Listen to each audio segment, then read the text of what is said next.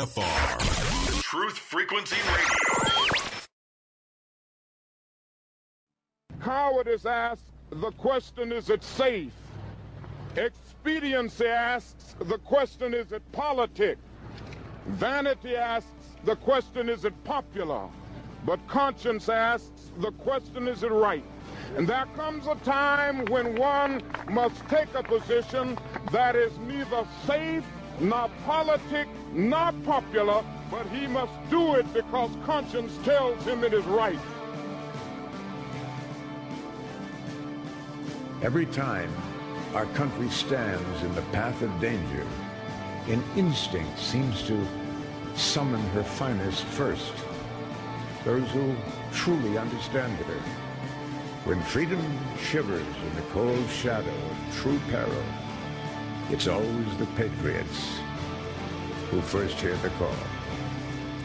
When loss of liberty is looming, as it is now, the siren sounds first in the hearts of freedom's vanguard.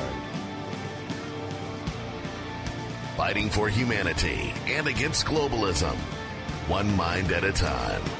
It's the Freedom Link with Joe Joseph. Welcome, everybody, to this edition of the Freedom Link, this 15th of July, 2014. I'm Joe Joseph, and man, do I have a great broadcast for you tonight, because tonight my guest is Rob Skiba. Now, he's an award-winning documentary filmmaker and the best-selling author of several books, including Babylon Rising and The First Shall Be Last, and also Archon Invasion, The Rise, Fall, and Return of the Nephilim. This is extremely just earth-shattering information to anybody out there that writes off the Bible as being this deceptive instrument. And it also gives a new twist on history. He's been an actor since the founding of his high school drama club in 1986. He's a renowned speaker all over the world, he's appeared in numerous theatrical presentations across the country. He's a graduate of the Hollywood Film Institute, and his lifelong dream has been to produce a powerful television and motion picture. And that's awesome because he's working full-time on the development and production of Seed, a television series. And with that said, I don't want to waste much more time on this. I want to welcome Rob to the broadcast. Rob Skiba, welcome to the Freedom Link. Hey, Joe. Thanks so much for having me. Oh, man, the pleasure is all mine. I got to tell you, I've been doing a lot of research into this, looking into the works of like Tom Horn, L.A. Marzulli, and then I going through YouTube. There you are on the side. I recommend. I'm like, hey, I'll go check this out. And I was like, oh, the Liger, dang. Yeah, and you thought it was just in Napoleon Dynamite too, huh? Good God, no! I mean, it was awesome. But funny. We first hooked up on Facebook and found out that we grew up together and never knew each other. Crazy small world. What you a grew small up in world. Springfield, Massachusetts. I grew up in Chicopee, just down the street.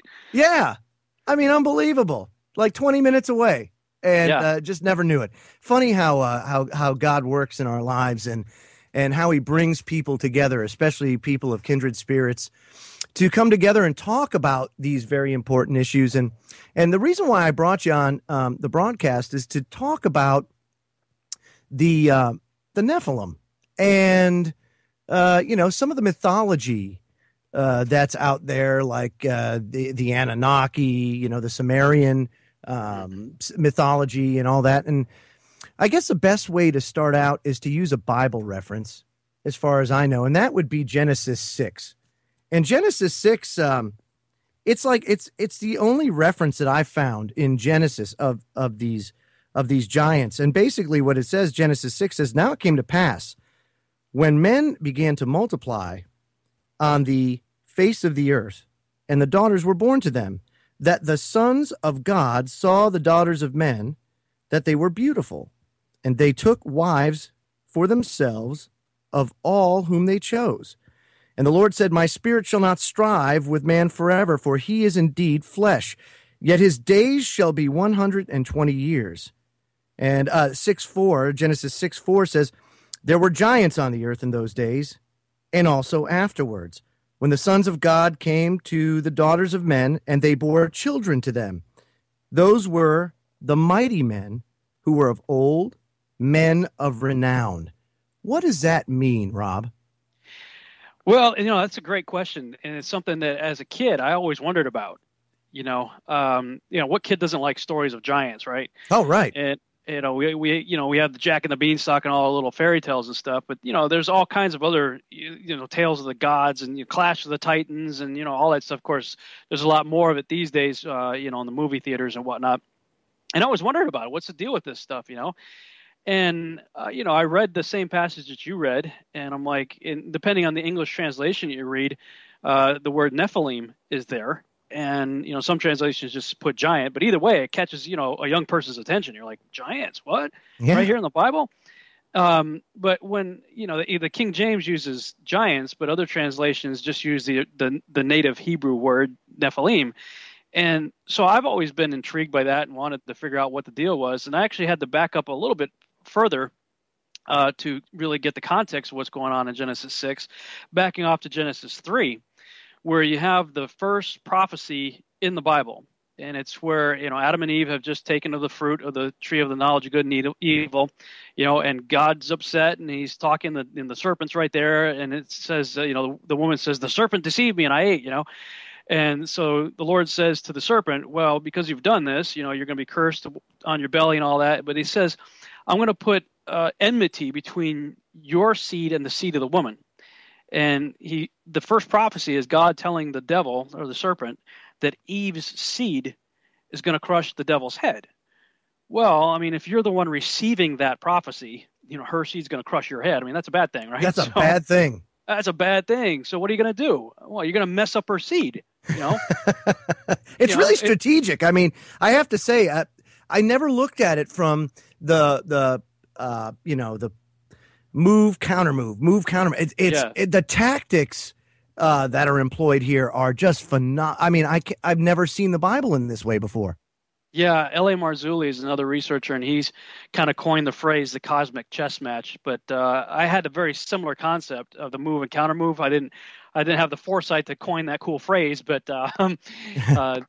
it's true. You see it all over the Bible. There's a move and counter move, and you see it right there. Here's God makes a move, says, her seed's going to crush your head. So Deborah says, I got to make my move now. I'm going to mess up her seed. And so he gets Cain to kill Abel, Right. And obviously if you look at the account of Cain and Abel, one had a predisposition to listening to the voice of truth, and one had a predisposition to listening to the enemy. So the bad one kills the good one. Okay. And then, of course, the deal. Cain gets a mark on his head, and he's kind of cast out. And then Adam and Eve have another child, Seth. And, I look at this and think, if you had two kids and one of them kills the other and then takes off, and then you have another kid, do you think you might be a little protective of that next child? Well, of course. You're going to be very protective of that next child. So I don't think Cain or anybody else was able to get to Seth. So then you have what I consider to be probably plan B, and I call it the Genesis 6 experiment, where you get this new plan to jack up the seed. And this is where a platoon, I would say, of 200 Watcher class angels. Now, we know that there are different classes of angels. You got archangels and seraphim and cherubim, and stuff like that. The different guardian angels and stuff we read about.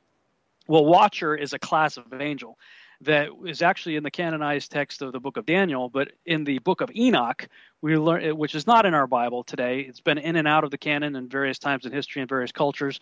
Ethiopians still have it in their Bible to this day. But regardless of whether it should or should not be considered canon, it was a book that was widely read and understood by the people in the Bible. In fact, Jude quotes from it directly. So, and that's one of those other things that as a young person growing up and reading the scriptures always intrigued me, is whenever the Bible mentions books that are not in the Bible. Yeah. I'm like, well, where are those books, Yeah, and of course, I think you're talking about the book of Enoch, Jasher, Jubilees. Yeah. And others. I mean, there's something like 20 books, if I remember right. I counted them up at one time. I forget what the number was. But, there's quite a number of them that aren't in the current canon. So I'm like, well, I've always been intrigued by that. and Enoch in particular, because when Moses is writing the Torah in the book of Genesis, he throws this word out, Nephilim, without any further explanation, which presupposes two things. A, he knew what he was talking about, and B, so did his audience, because he felt no need to elaborate on it. So, you're 6 chapters into the first book of the Bible, and he throws a word out with no further explanation. I'm like, well, where did he get that from? Exactly. I get it that he spoke with God on a mountain. So, I give you that, but he didn't explain it to the people, No, absolutely. So, they didn't go on the mountain with Moses. So how did they know what he was talking about? And if anybody's ever read the book of Enoch, you'll know what I'm talking about, because it's a pretty wild book. Just slam packed with information specifically related to what I call the Genesis 6 experiment. And that is where we get the details of 200 Watcher class angels coming down in the days of Jared, Noah's great-great-great-grandfather. I think I always forget how many generations before, but several generations before Noah. And they land on Mount Hermon in the days of Jared. Mm-hmm. And that's where they get busy. They mate with women, and they produce Nephilim. And so that when you read the book of Enoch, you find out, okay, a Nephilim is the direct descendant of an angel. It's an angel-human hybrid. It's a descendant of an angel who had mated with women. You get a Nephilim. And the book of Enoch says these things got just unimaginably huge. I mean, these things were just ridiculously huge. And Enoch says that there were 3,000 L's, and Dr. A. Nyland's one of the translators of the book of Enoch into English. This person has a volume of the book of Enoch in English, translated that as 300 cubits. Now, what I find interesting about that number is that's the same height as the length of the ark. That is interesting. That's a big dude, let me tell you. That's a big dude. That translates to 450 feet. Now, look, I didn't write it. I'm just telling you what it says. We have a hard time wrapping our head around a 450-foot tall dude. Right. But you know what? The Greeks didn't. They had no problem with it at all. They called them the Titans. In fact, if you've watched the last 2 Clash of the Titan movies, they basically depict it that way. Same thing in Percy Jackson and not the Lightning Thief, but the second one that just came out. In both cases, they show the Titan as just ridiculously huge. So I'm like, well, what if, this got me thinking early on. I'm like, what if there's some truth to these early myths? The Egyptian myths, the Sumerian myths, the Greek myths, Roman myths. What if it's all based on truth? And I have a friend of mine who grew up in Greece, was born there, was raised there, speaks Greek fluently. And I was talking to him about some of my theories regarding Greek mythology, just to get his take on it. And he said, Rob, you keep referring to it as mythology, but when I grew up in school, they didn't teach it to us as myth. They taught it to us as fact, as history. Oh, really? Yeah. Wow. And this is, a contemporary friend of mine who's the same age as you and I, who grew up in Greece, and he's like, yeah, we were taught this as fact, as part of our history. And there's another guy named King Wells who lives not too far from me here in Texas, who wrote a book, Ancient Myths in the Bible, and he, in his book, suggests that we should take the Bible and we should view the Bible from a mythological worldview. Yeah. Now, on the surface, that sounds kind of odd if you grow up with a Christian worldview, because we're taught that we should look at everything from a biblical worldview. And he's not disputing that. But what he's saying is, when you realize that the authors of Scripture were writing at a time when the Sumerian myths, the Babylonian myths, the Egyptian myths, the Greek myths, the Roman myths were all very real to those people. Oh, absolutely.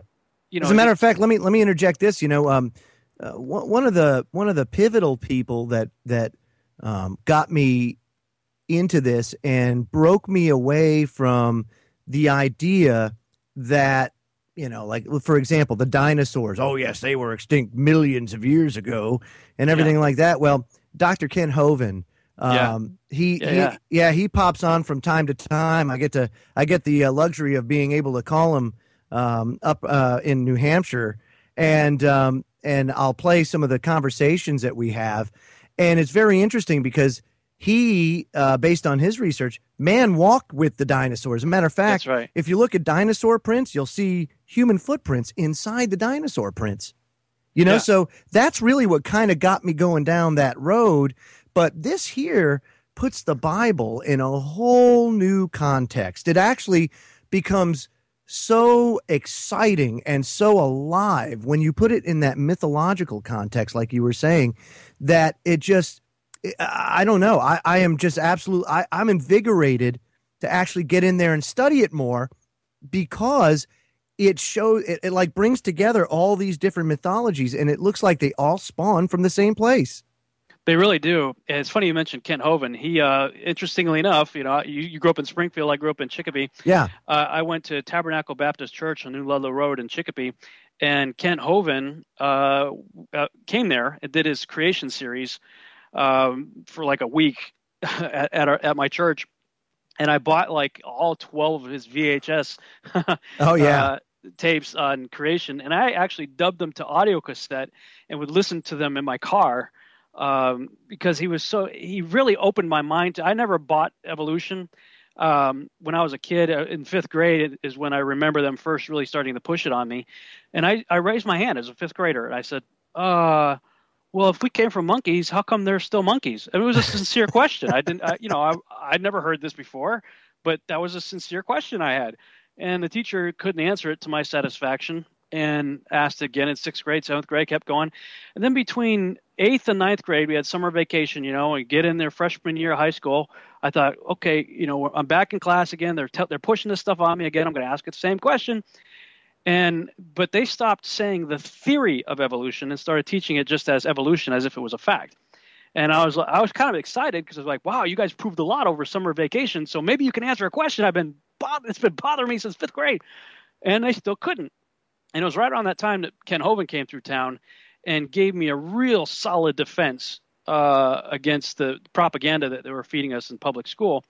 And so that's why I listened to it so much, because I wanted to have the answers, And I would challenge the teacher, like every year, science class, I was challenging everything. And of course, to pass the test, you got to answer what the textbook says. But so if they say, well, how old is the Earth? I would say, according to the textbook, 4.6 billion years, despite the fact that, and I would give a whole bunch of apologetics to prove that can't be.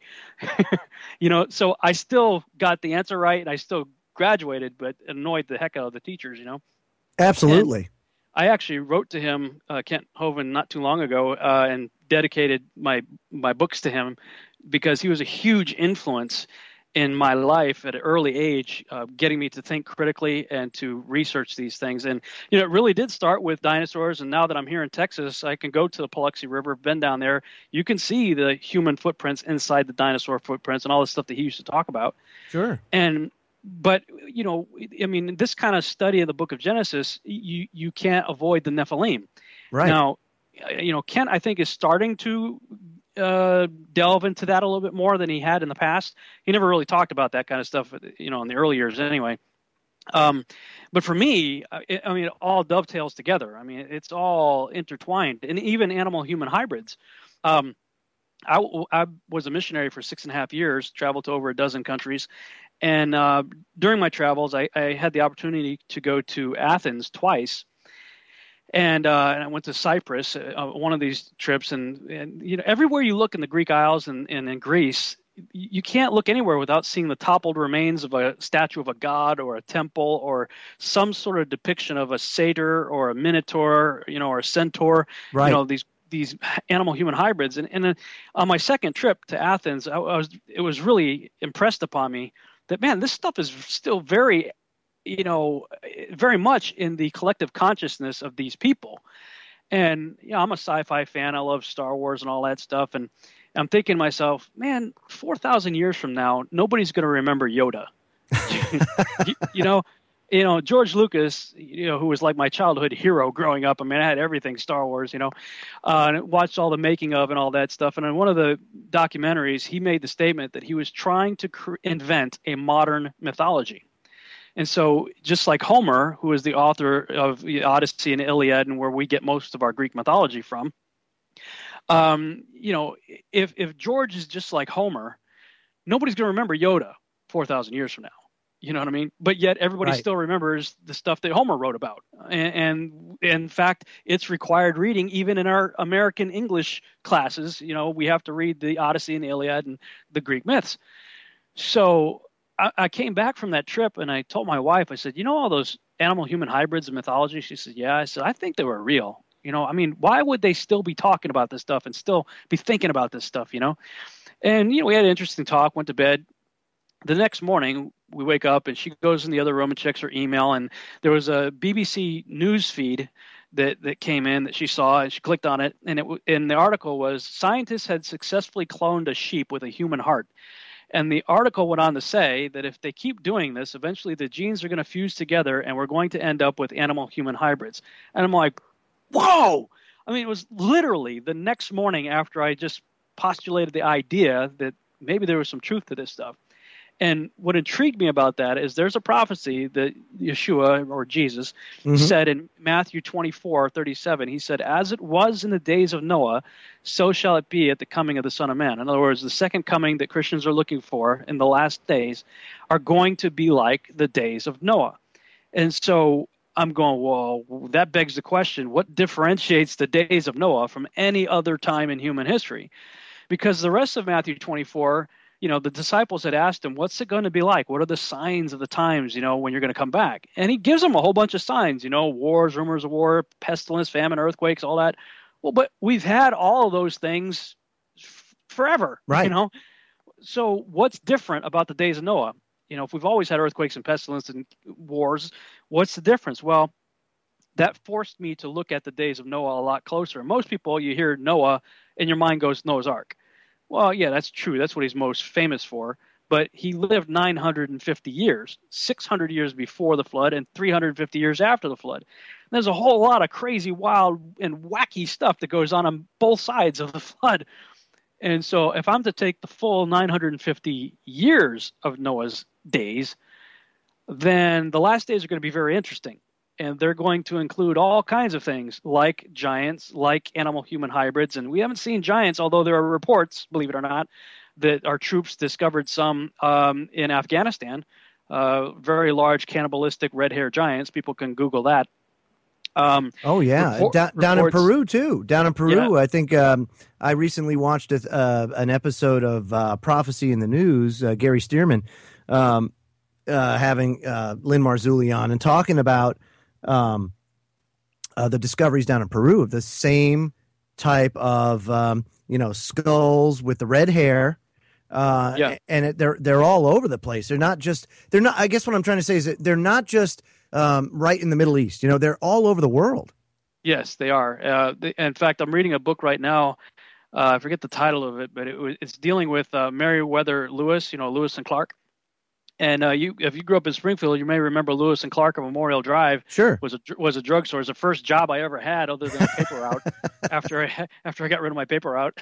Oh yeah, the Holyoke transcript. I worked at Lewis and Clark, and their logo was a kind of a caricature of Lewis and Clark, the explorers.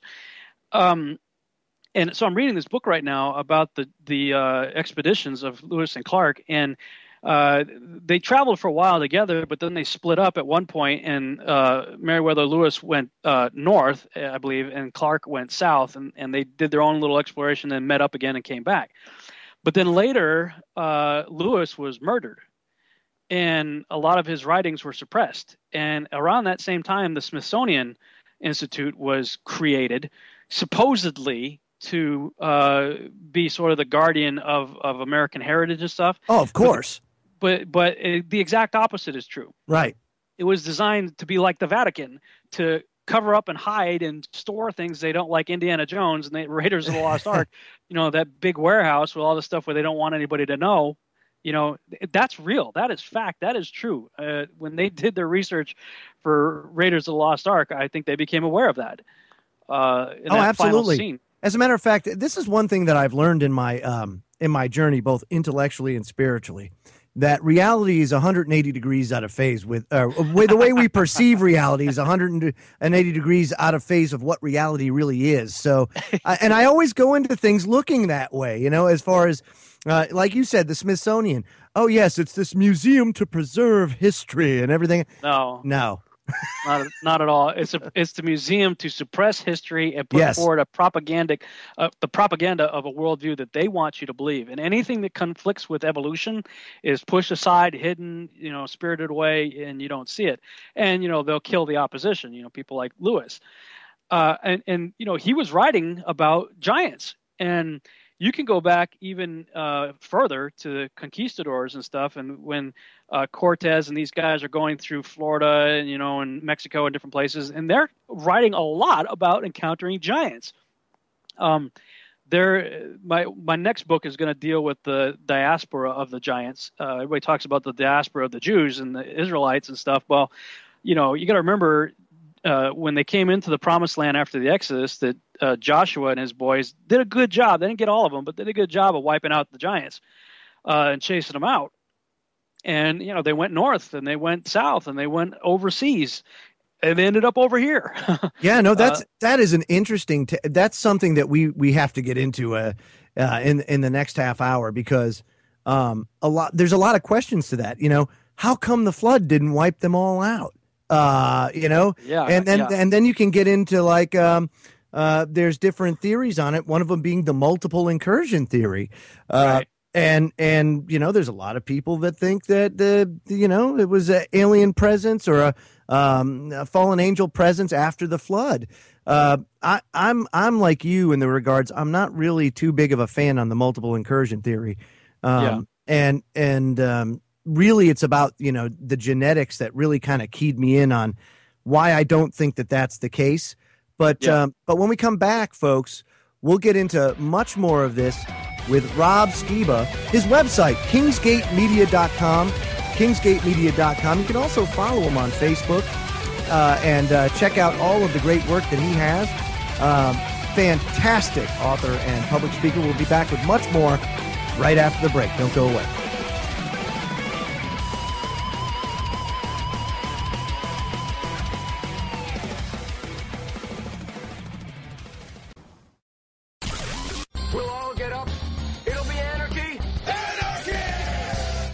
Free FM with Nathan Frazier. Sundays, Truth Frequency Radio.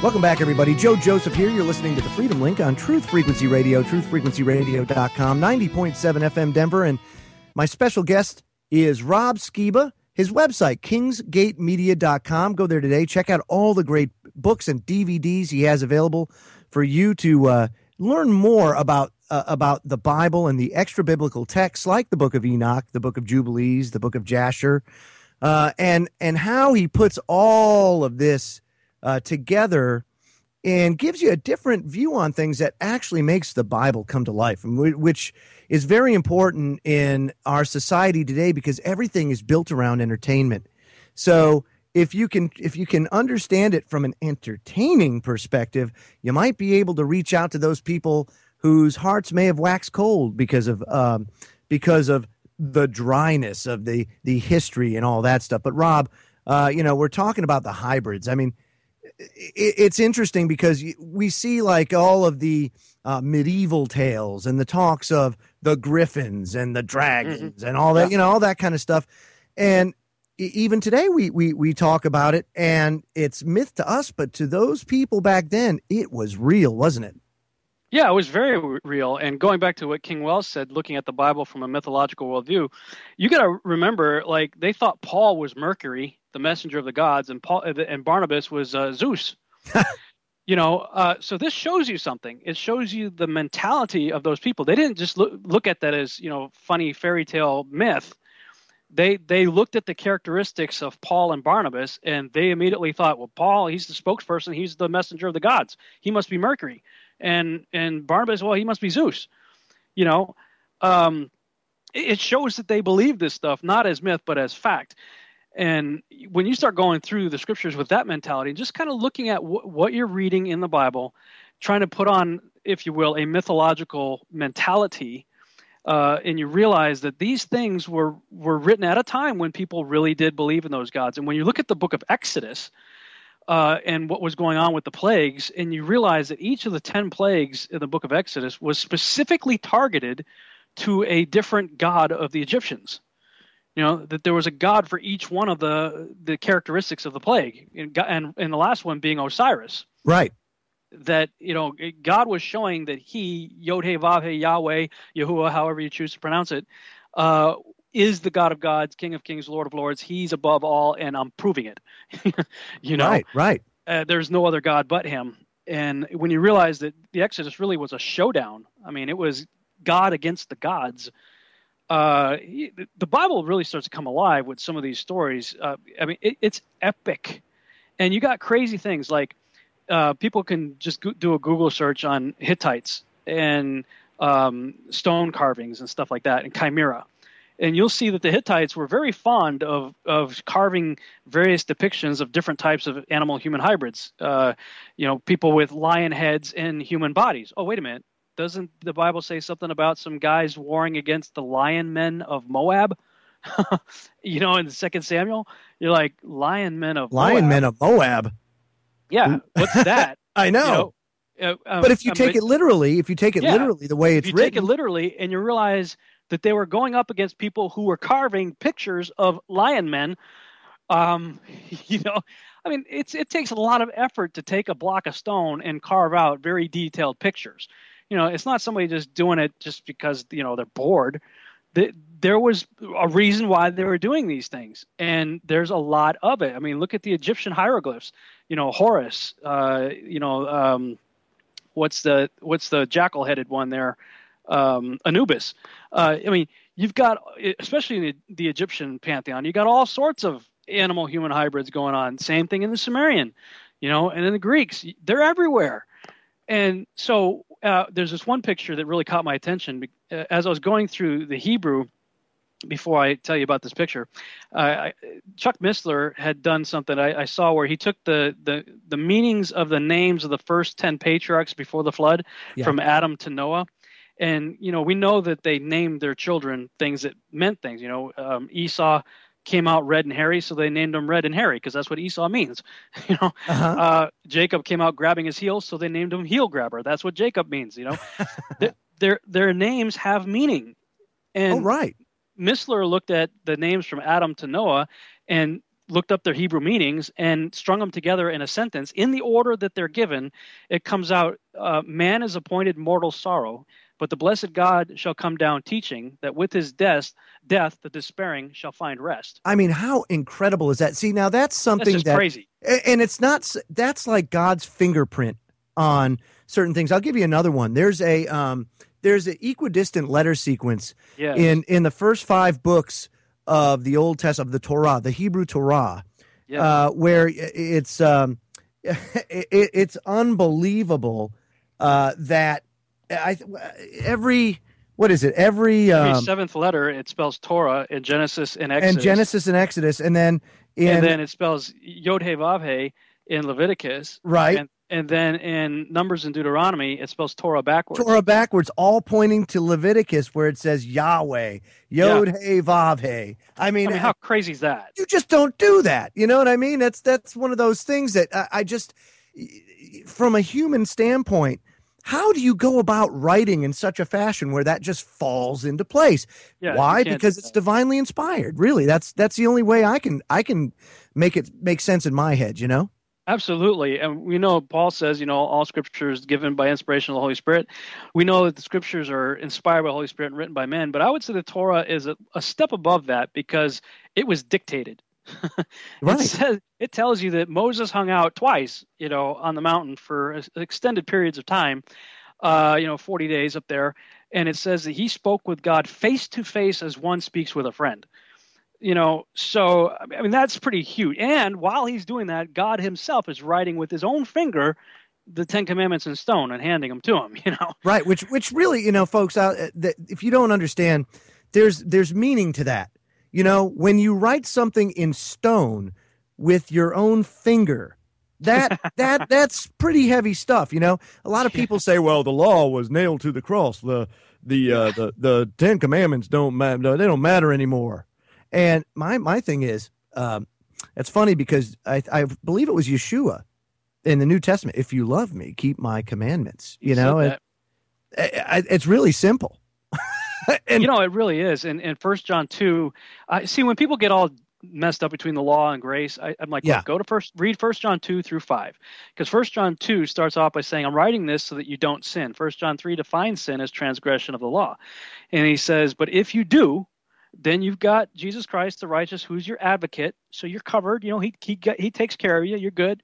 Pick up and where you left off and do better next time, you know. And then when you get to 1 John 5, he says, this is the love of God, that we keep his commandments. His commandments are not burdensome. So it's not a have to, it's a get to. Right. And it should be a fruit, not a root of your salvation. If you're saved, it's supposed to be written on your heart and on your mind. And if it's in you, how can you be under it? People are, don't get me under the law. I'm like, well, how can I get you under something that's supposed to be in you? You know, no, it doesn't make any sense. No, you're right. You know, I'm totally there with you, man. So, I mean, it's unbelievable how the deception. There's been deception all through biblical history, all through human history, and this being one, the repression of what actually occurred back in these days. I mean, it's unbelievable. Oh, it is, and taking Missler's cue on the meaning of the names, there's lots of places in the Torah where you're reading so-and-so begat so-and-so, and it's all those names you can't pronounce, and you're like, yeah, whatever. And you just skip over it, I know I did, until I got a hold of that idea that, well, wait a minute, the names mean things, and there could be hidden codes just like what Missler discovered. And so the best $5 I ever spent is a really short little book called A Dictionary of Scripture Proper Names by J.B. Jackson. And all it is all the names in the Bible and the corresponding Hebrew meaning for their names. And so as I started going through various genealogies and stringing the meaning of their names together in the same order that the names are listed, just like Missler did, dude, I found lots of crazy stuff in there, totally hidden stuff. Like, for instance, the meaning of the names of Ham's children in Genesis 10:6-20. And this is what's actually steered me off of the multiple incursions thesis you mentioned earlier. Mm-hmm. Now, most Nephilim researchers, they say, well, angels just came back and mated with women again. And I'm like, well, okay, it's a nice theory, but give me one scripture that supports that. You're not going to find it. Just like in journalism, you always want to have two sources. And I think you bring that up all the time. You should have two sources to validate that. The Bible, actually, folks, if you don't know how to read the Bible, you have a concordance, and in that concordance, it takes you to a corresponding passage that validates what the other passage says. It gives you another frame of reference to go by to kind of set it in stone, to solidify it. Yeah, in multiple places, the Bible tells us we need 2 to 3 witnesses to establish truth. So if you're hanging an entire belief or a doctrine on one phrase and one sentence in the entire Bible, it's not a good idea. Right. You need a confirming witness. And when I started looking for a confirming witness for the assumption that Genesis 6:4, because it says Nephilim were on the earth in those days and also afterward, it says, and also after that. So that begs the question is, when was that, and how far after was it? And when I was looking for confirming evidence, both in the canonized text as well as the extra-biblical text that I refer to them as the synchronized, biblically endorsed extra-biblical texts, because they follow the same chronological order of events that Genesis does, so they're synchronized. They're biblically endorsed because the Bible itself, under the inspiration of the Holy Spirit, refers to these books, infers things that can only be found in these books, quotes them and mentions them by name. So I'm going, well, if it's good enough for the Holy Spirit inspired authors to do that, why not check it out myself? And so when I start looking into these things, that's where you start seeing a whole lot of things that you may not have seen before, or that are not just blatantly obvious in, for instance, the text of Genesis. When you read the book of Jubilees, you find Jubilees 7:24 says, and after this, and something happens. The after this of Jubilees 7:24 is identical to the after that of Genesis 6:4, and it's entirely in a pre-flood context. What was going on? Well, first of all, the Genesis 6 experiment, to my calculations anyway, happened in about 3550 BC in the days of Jared. And his name means descended. I believe he was named that because that's when the fallen angels descended. They looked up and said, hey, they're descending. Hey, you got a newborn baby here. Well, let's name him Descended. It was a pretty pivotal event in that kid's life, Right, sure. Well, that's 3550 BC. Enoch chapter 10 says the first generation Nephilim, or the Titans of Greek mythology, were to kill each other off in a massive civil war. Well, that's what the Greeks stylized into what became known as the Clash of the Titans we mentioned earlier. Oh, my.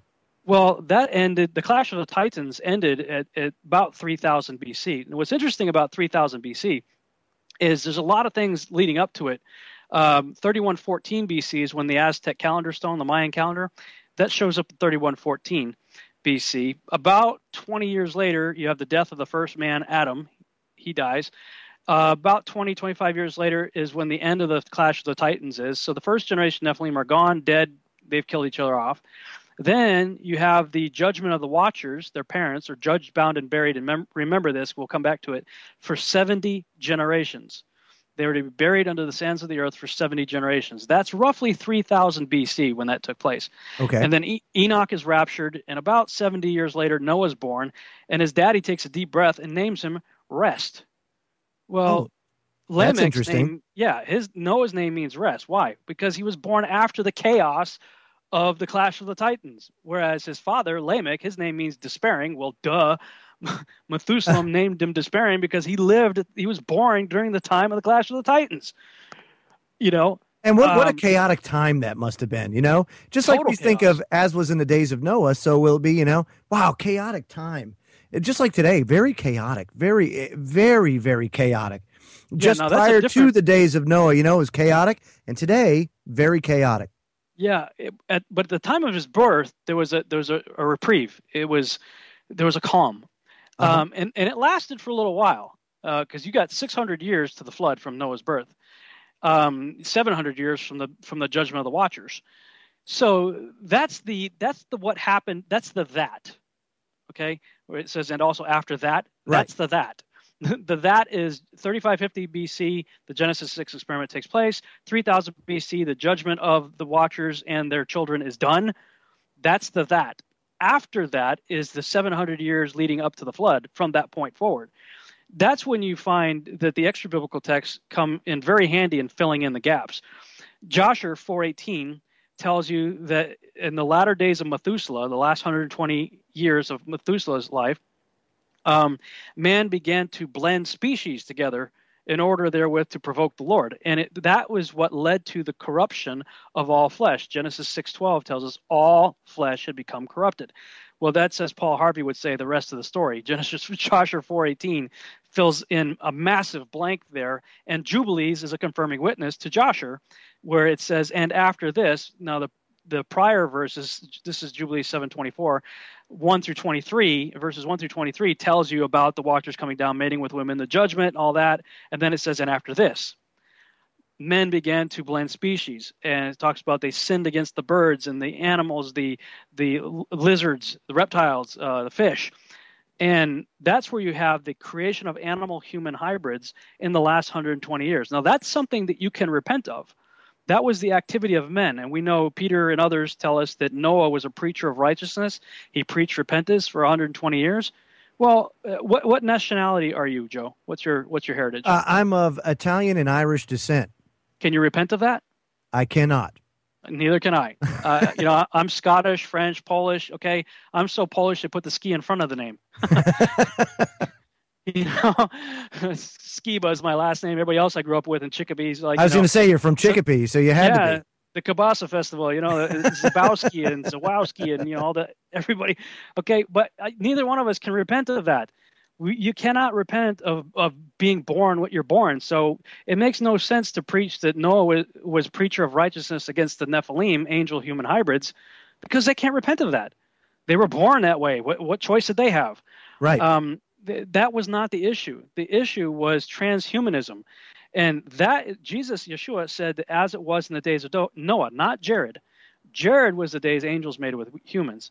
Noah, in the last 120 years leading up to the flood, at the last years of Methuselah's life, was a time when men began to blend species. And guess what? That's exactly what's happening when you turn on the evening news. A few years ago, the UK announced the creation of 150 animal-human chimeras in the laboratory.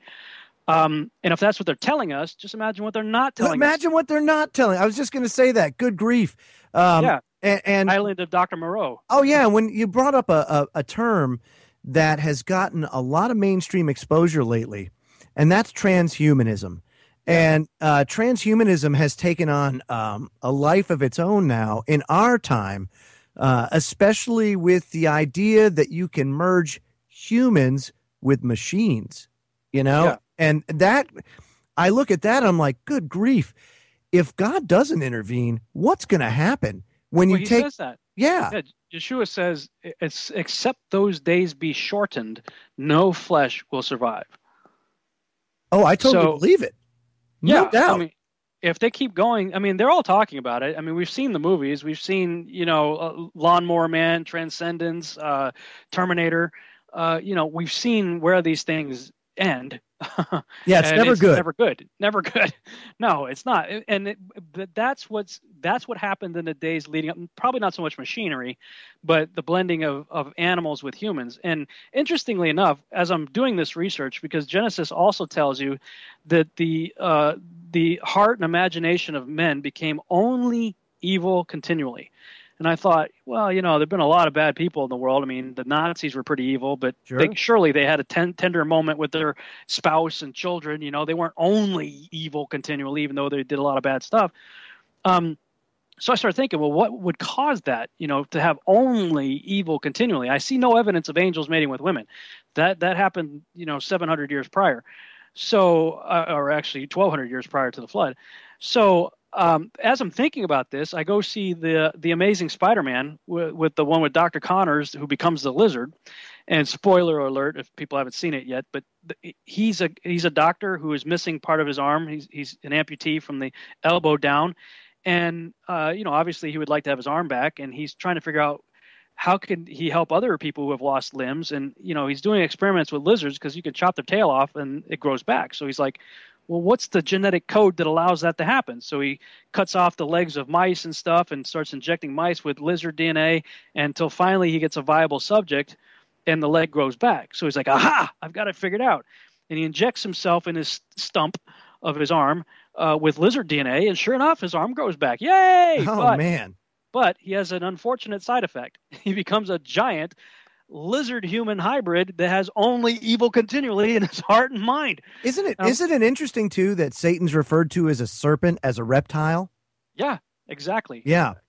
And speaking of that, Hovind has a different take on T-Rex. I personally believe T-Rex was genetically engineered. I know he has a different take on that, but because the long neck, long tail dinosaurs, the vegetarian class dinosaurs, you actually see evidence, and there's some reason to believe that there could still be some of them around now in jungles of Congo and whatnot. That the movie Babe that came out back like in the 80s or whatever is loosely based on truth. Loch Ness Monster, some of these things.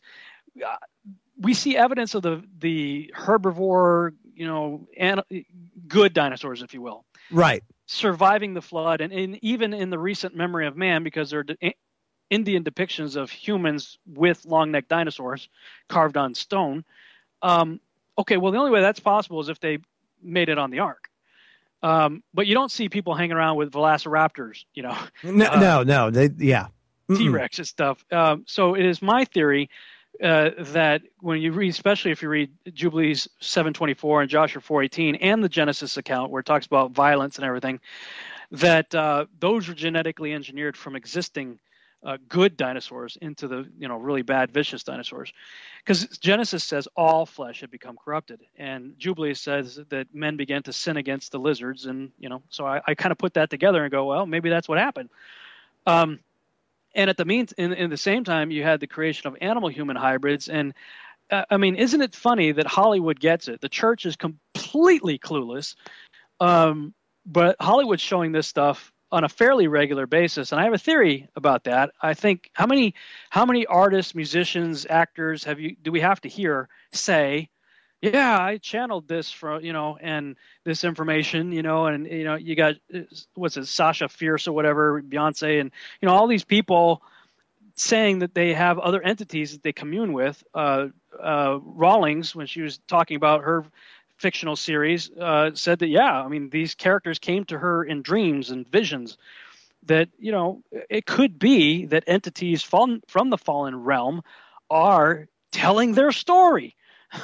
Yeah, well, I kind of believe that, that at least in my guesstimation, that these entities or spirits or whatever that they're talking to are actually like disembodied Nephilim.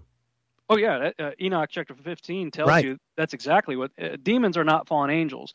Fallen angels get around just fine; they have bodies of their own; they're good to go. Demons, on the other hand, are always looking for a body to get into, and so that sort of is the setup for why did man all of a sudden one day wake up and say, "Hey, you know what? I think I want to blend myself with a goat." Like yeah. why? Yeah, kind of today. Baseball's old hat, football's old hat. Let's see. Let's blend ourselves with a horse. Let's blend myself with a horse. Yeah. Yeah. Well, I mean, you got plan A.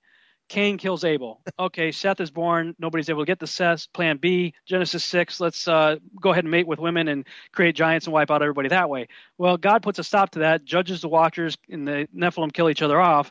The next plan, plan C, is the creation of animal-human hybrids for the purpose of bringing back a return of the Nephilim before the flood. Everybody talks about after the flood, but I'm like, wait. There was a return of the Nephilim before the flood.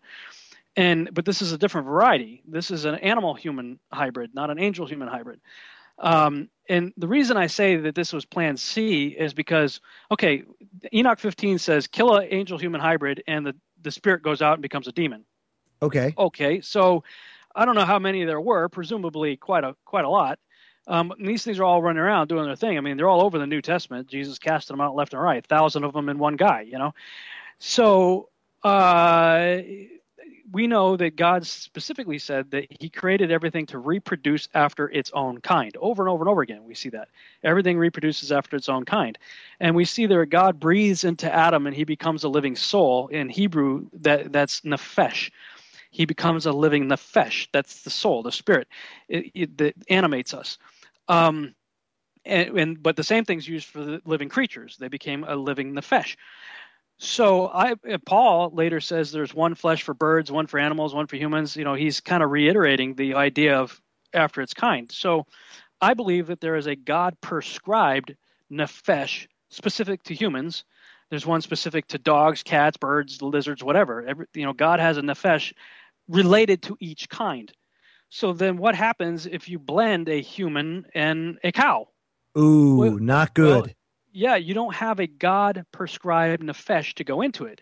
You have a cow nephesh and a human nephesh, but when you blend them together, you don't have a God-prescribed nephesh to go into it because there's no blend, So all you've done is create what I believe is a host body that is suitable for a different spirit to enter. Well, you just so happen to have a whole bunch of them looking for bodies. So isn't that interesting? Isn't that interesting? And if all these, former Titan Nephilim enter the bodies of these centaurs and minotaurs and satyrs, well then, creatures like Pan make perfect sense. That are connivers and evil and, stuff like that. Oh, absolutely. It also, we look at the way they're doing cloning these days and everything like that. And it makes you wonder, are these demons? What's going to go into that? Yeah. What's going into it? These are all very relevant questions, folks. And I mean, really, when you start digging into this is a fascinating subject and really gives you a lot of answers as to why we are where we are today. Hour number 1's done. Hour number 2's on the way. When we come back, more with Rob Skiba. Don't forget to visit his website, kingsgatemedia.com. That's kingsgatemedia.com. Oh, boy, another hour of great radio to come right on the other side of the break. We'll be right back. This is Truth Frequency Radio. No hate, no hype, no fear. Real people, real radio. Cowardice asks, the question, is it safe? Expediency asks, the question, is it politic? Vanity asks, the question, is it popular? but conscience asks, the question, is it right? And there comes a time when one must take a position that is neither safe, nor politic, nor popular, but he must do it because conscience tells him it is right. Every time our country stands in the path of danger, an instinct seems to summon her finest first, those who truly understand her. When freedom shivers in the cold shadow of true peril, it's always the patriots who first hear the call. When loss of liberty is looming, as it is now, the siren sounds first in the hearts of freedom's vanguard. Fighting for humanity and against globalism, one mind at a time. It's the Freedom Link with Joe Joseph. Welcome back, everybody. It's hour number 2 of the Freedom Link right here on Truth Frequency Radio, truthfrequencyradio.com, 90.7 FM Denver. And we're just trucking along, myself and Rob Skiba of KingsgateMedia.com. Make sure you check that out. He's got such an awesome array of DVDs and books to go check out, and support him and his efforts to get this research done, get it out to people, because this puts a whole new twist on the Bible. And what a great night of radio we've had at Truth Frequency Radio with the Kev Baker Show, having Max Egan on tonight in his broadcast, and then moving over to Rob, and then Down the Rabbit Hole with Popeye coming up at 10 p.m. Eastern, 7 p.m. Pacific. So, folks, if you can, support Truth Frequency Radio, because it's through listener support that we're able to keep on going. So if you can, go subscribe. I think it's like $4 a month to get a subscription to the high-quality archives and support Truth Frequency Radio. Kev Baker, always good with sayings. My woo brings out the best in you. That's awesome, my man.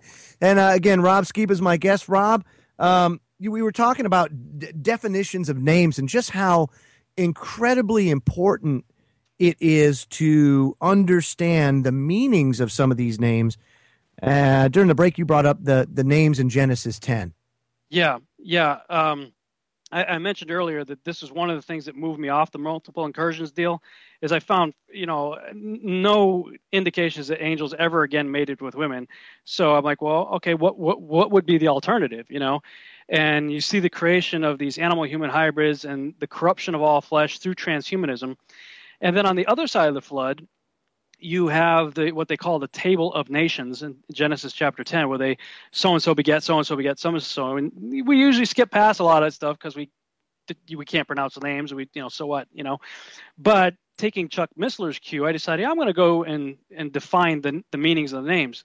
Now, in Shem and Japheth's offspring, they're pretty normal, nothing really there. I mean, they're pretty normal names. But when you get to the children of Ham, they had some really strange names. And I'm not going to go through all of them. I'll just read you the paragraph that you end up with. Sure. If you take all their names and put them together, string them together like Chuck Missler did, in the order that they're given, using the meaning of their names, this is what you end up with. He raged, a black terror, double straight afflicted trafficker. Black terror, drink thou anguish, compass the chamber, thunder, compass the smiting. He who is coming, their love, we shall rebel. That's Nimrod right there. Wow. A double straight firebrand, travailing, affliction of water, blades opening the moistened morsel, forgiven ones, bowing to spy. A trafficker, hunting terrors, trodden down sayers, the strangers draw near. Showers of life, gnawing like thorns, they shall break loose, double woolen enclosures of wrath. And I'm like, okay, what possesses two proud parents to look down at their newborn baby and name it Enclosure of Wrath? What do you think, honey? Dear.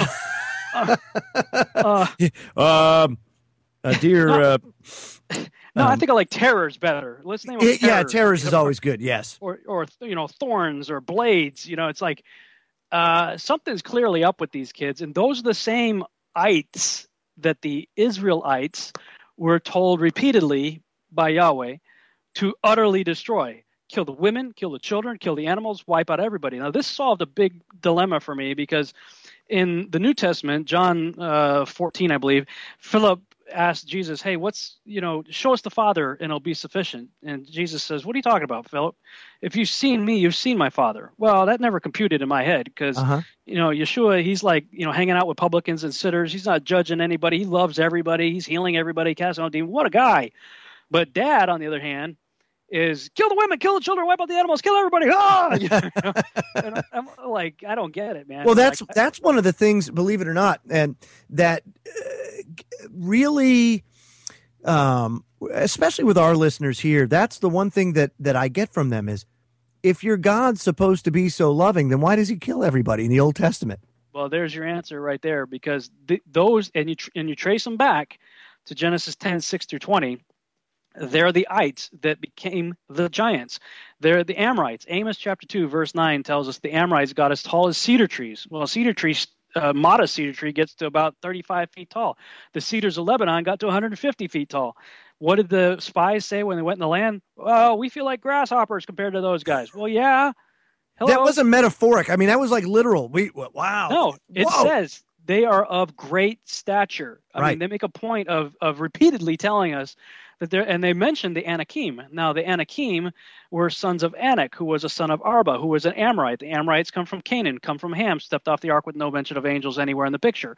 So the Bible has told you exactly who begat who's the father of who, and oh, by the way, those are the same who that Yahuwah said to the Israel, utterly destroy. Kill the women, kill the children, kill the animals, utterly destroy everything. The same people. So now it changes your view. God is no longer prejudiced and schizophrenic and into random acts of genocide. And now he's a loving God who is trying to eradicate the fallen seed from the earth. Isn't that interesting? To protect his good seed, the good people. Yeah, it's very interesting because, now it changes the entire picture. God's not this crazy guy in the Old Testament. He's a God of love who loves his children, is trying to protect them. And he's saying, hey, the bullies over there, get rid of the bullies. Because the longer they're around, the worse things are going to get. Here's a question for you. Why do you think that the book of Enoch, Jasher, and Jubilees were kept out of the canon? Because it seems to me that they are pivotal to understanding God's character and really putting the pieces of the puzzle together. I think you answered your question because the devil wants nothing more than to paint God as somebody of poor character.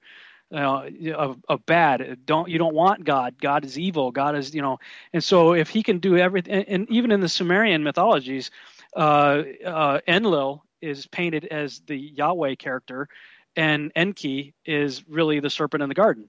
If you look at what both of those characters did in their mythology, it's very much similar, not exact, but very similar to the attributes of God the Father and Lucifer. Oh, right. And absolutely. So it's like, Enlil creates humans, but then they start getting really noisy and he can't stand the noise.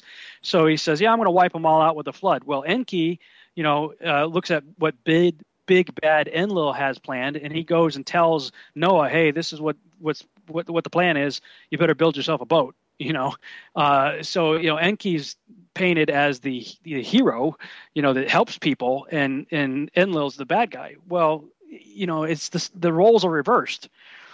And so, I mean, that's one of the reasons. But also around 300, I think, or so AD, if I remember, different people come along and they couldn't wrap their minds around the idea that angels made it with women. So they just dismissed it. And they come up with brand new theories like, well, the sons of God in Genesis 6 are really the sons of Seth. They're the good sons of Seth mating with the bad daughters of Cain. And I've got a big problem with that because, well, it doesn't say that, for one. For two, if the sons of Seth are supposedly the good guys and the daughters of men are the daughters of Cain, the bad guys, why is it that the good guys are doing the bad thing in the text? Yeah. They're raping the women and doing, supposedly a bad thing. And third, how do kissing cousins produce Og of Bashan, 18 feet tall? How do they produce Amorites? Kissing cousins, I don't care how much spinach you feed them, are not going to produce giants. The whole thing makes no sense at all. The book of Job specifically refers to the angels as sons of God when the sons of God presented themselves and Satan was among them. And the ancient record is unanimous and it is unanimous in their agreement that the sons of God is a reference to angels. The Book of Enoch tells you that point blank. Jubilees does. Josephus, the first century historian, does. Many of the church fathers did as well. It's not till you get later that you get somebody who disagrees with it, and he's like, yeah, and then, now that's actually the dominant view taught in seminaries today, is what's called the Sethite view. It's completely bogus, and it doesn't answer any of the problems that we read about in Scripture, namely why God's all, kill the women, kill the children, and all that, and giants, where'd they come from? Yeah, but when you put it in the aspect of the genetics, of genetic corruption, it makes total sense. It makes total sense. And then if you look at the character of the giants and what they did, and let's put it in perspective here. If you're a 150-foot giant, you're hungry. You're going to eat a lot.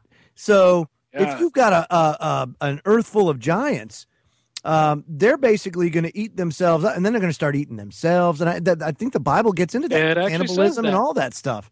And what did they say when they came back? The spies said the land devours itself. Well, of course, Doug Hamp, another researcher, he's done a marvelous job in his book, Corrupting the Image, where he takes Aga Bashan, who we have description of the size of his bed, and the size of his bed indicates that the guy was between 15 and 18 feet tall. 15 to 18 feet tall. This guy's pretty huge. And, about 3 times the size of a normal human being. And he uses the basal metabolic rate, how many calories we have to eat per day just to keep our heart beating. And he applies that to the size of Og. And I forget what it was, but it's pretty awesome when the way he laid it out, like how many dozens of cheeseburgers or, pizzas or whatever he'd have to eat per day just to keep his heart beating. But then he points out that he wasn't just lying there in bed with his heart beating. This guy was a warrior.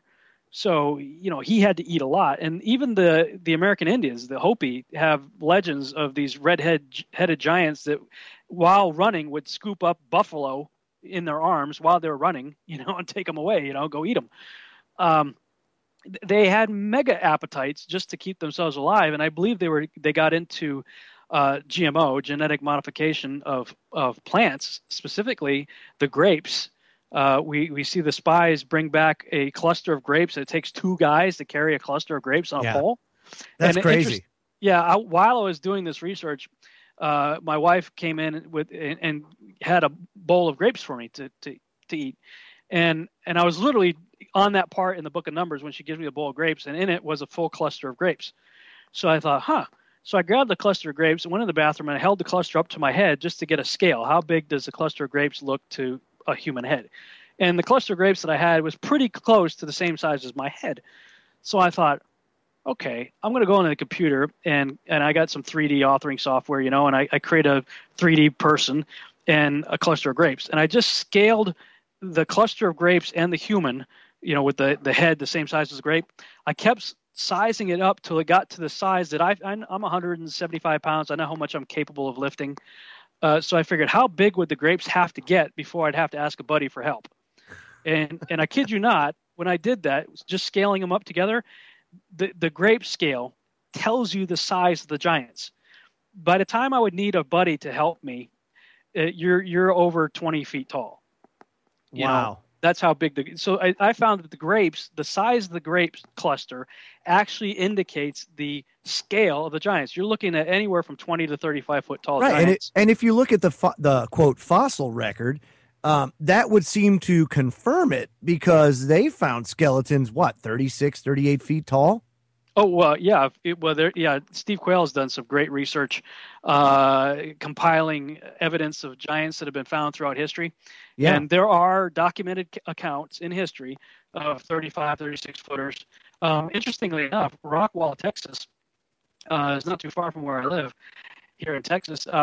It was called Rockwall because back in the 1800s, some farmer or whatever is out digging a field or something. His shovel hits a rock. Well, no big deal. It's rocky. Kept digging, found more rocks. Realized this looks like a rock wall. Kept digging. Well, it's a really big rock wall. Kept digging. It's a really long rock wall. So this became quite the thing. Everybody's really intrigued. What's this, submerged rock wall? And they eventually punched their way through part of the wall and ended up finding a room. And in the room was a cauldron that had human remains in it. So whoever was in there was apparently eating people. And then they found the skull of a person the skull was 3 times larger than an average human. So that places him in Og of Bashan scale, 15 to 18 feet tall. And that's right here, 45 minutes away from where I live. Yeah. And, what did they do with the evidence? Well, they put Lake Ray Hubbard on top of it. They put a reservoir over the evidence. But you can go back to the archives, newspapers. There's another guy, I forget his name. I just got his book.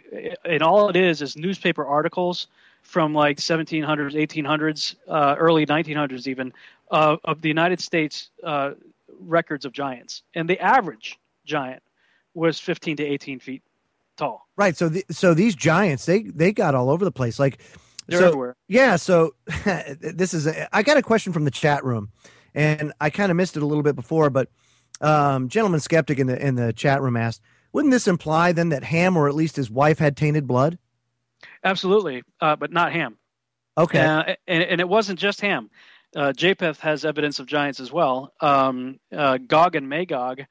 You don't find this in scripture, but if you do a Google search do Gog and Magog giant, you'll find lots of historical evidence that Gog and Magog were giants. And this was confirmed in 2006. I stood on the Great Wall of China when I was a missionary over there. And, if you've ever seen the Great Wall or ever been to it, this thing's huge, okay? It's ridiculously wide, tall, and long. It was originally known as the ramparts of Magog. Well, I mean, if you're standing on this thing and you see how many people are on this thing, it's serious overkill if you're trying to keep out 6 foot tall invaders. But when you reckon that Gog and Magog were giants, well, all of a sudden a huge wall like that makes a whole lot of sense. And so there's definitely evidence of giants in Japheth's line. I have no evidence that I could find anywhere in Shem's line. So I started to wonder, how is this possible?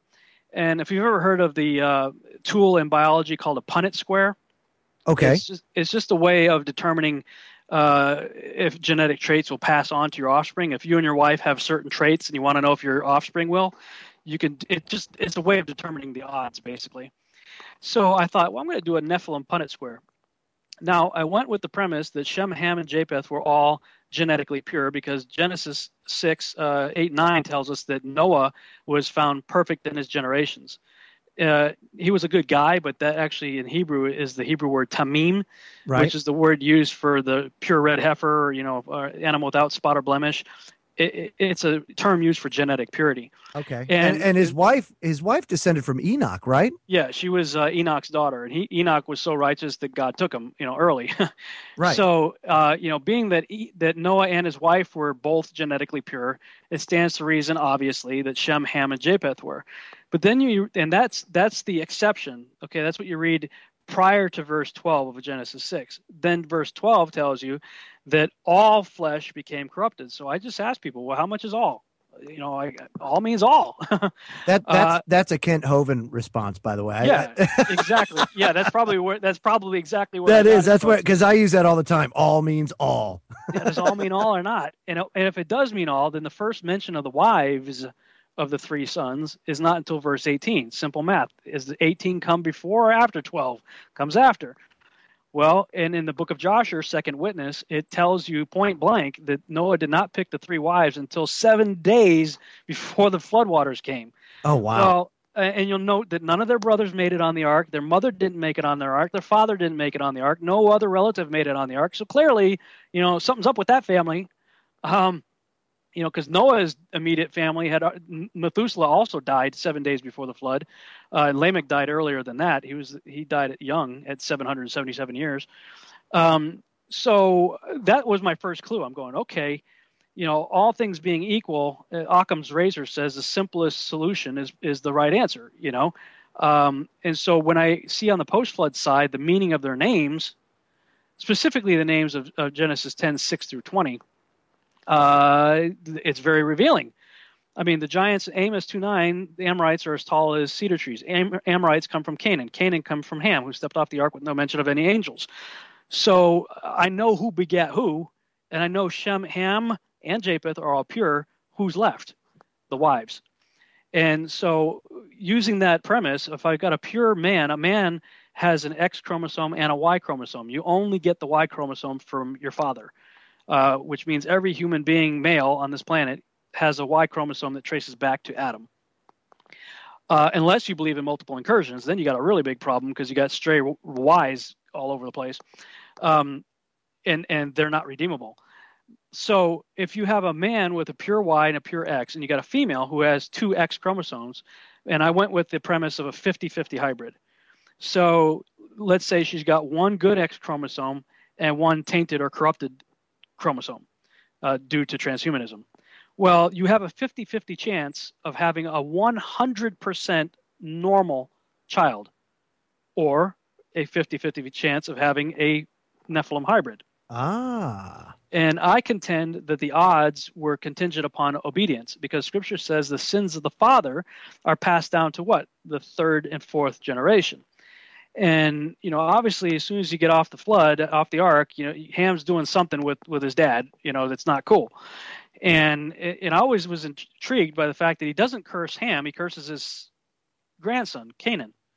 Well, what do you know? Canaan is like loaded with Nephilim. Oh, right. Yeah, the land of Canaan was that was Nephilim city. Those were all the ites. Whenever you see multiple times in the Torah, I keep talking about the Amorites because they were the most prominent, but, the Amorite, the Girgashite, the Jebusite, the Perizzite, the Hivite, these are the ites that are repeatedly mentioned in Scripture as you got to utterly destroy them. Well, all of those ites trace back to Canaan. Now, Ham had 4 children. He had Mitzrayim, Put, Cush, and Canaan. Now, we already talked about Canaan. There's no Nephilim that I'm aware of in Put's lineage, so he's good to go. There's no natural-born Nephilim in Cush's lineage. I say natural-born because Nimrod began to become a giant, but it was through some sort of transgenic experimentation, I would contend, not genetic birth. Right. So, Cush's offspring are good to go. Mitzrayim, there's one candidate in Mitzrayim's lineage, but he had several other children that are completely normal as far as I can tell, and that is Caphtor.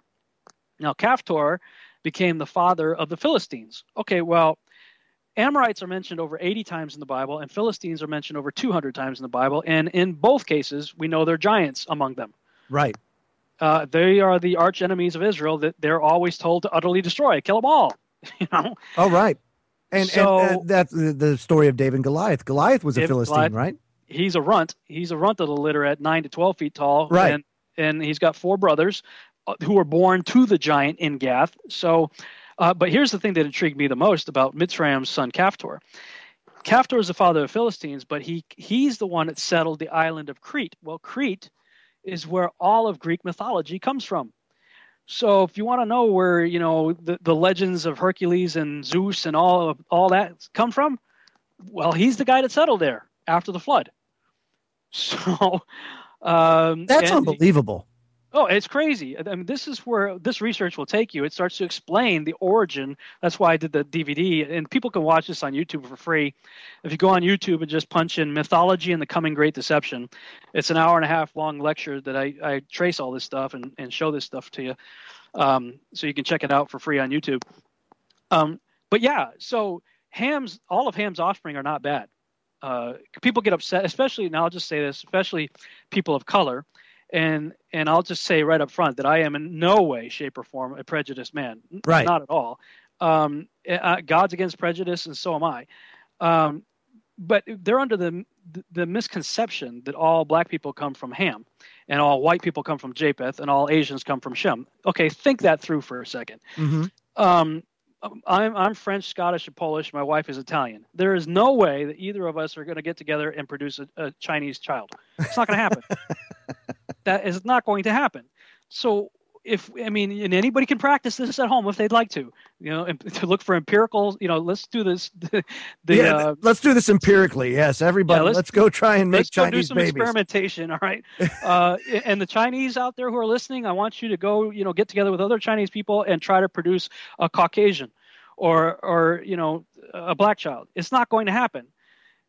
So why do we think that Noah and his wife produced 3 different races of people? And I don't even like saying that, because there are not 3 races. There are humans. There's human one race. Right. Yeah, period. Human race. We all red blood. And the only difference is slightly different bone structure features, which can be done through controlled breeding experiments, just like there's 350 species of dog that come from a wolf. You just get people with the same characteristics, and you're going to breed that characteristic, and color is simply the product of the body's production of melanin, which is there to protect the body from the harmful radiation of the sun. Now, in Kent Hovind and Carl Baugh and a lot of creation scientists, in their creation model, and I agree with this, the pre-flood world had a canopy surrounding the Earth that would have filtered the harmful radiation of the sun. So melanin it has a lot of other functions besides just skin color, but that's one of its functions, is to protect the skin from harmful radiation. Well, if there is no harmful radiation, you're not going to have anybody with dark colored skin. We get dark skin, white guys like me with my Scottish pale skin goes out and either gets burnt really fast or gets a gradual tan, depending on how much time I spend out there, because my body starts saying, hey, I got to protect it from the harmful radiation, so I'm going to produce more melanin. That's why we tan. And that can happen. There are certain foods that will actually produce melanin for you that happen to grow in equatorial regions. Well, Dr. Ken Johnson pointed something out to me regarding Kush, who black people don't descend from Ham directly. They do because Ham is the father of Kush, but Kush is the first black man, and that's what his name means, black. That's why the Kushites are Ethiopian. Hold that thought. We're up against a hard break. When we come back, boy, last segment of the Freedom Link, and what a jam-packed episode of the Freedom Link this is, folks. Don't go away. Much more to come. Don't forget, support Truth Frequency Radio. Get that subscription today. We'll be right back. Man, I'm just speechless.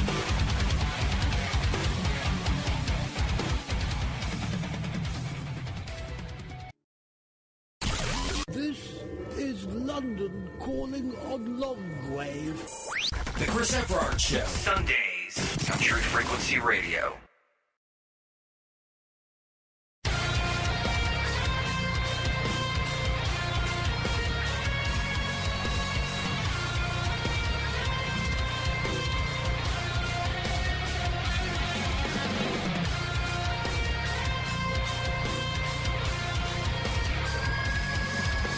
Welcome back, everybody.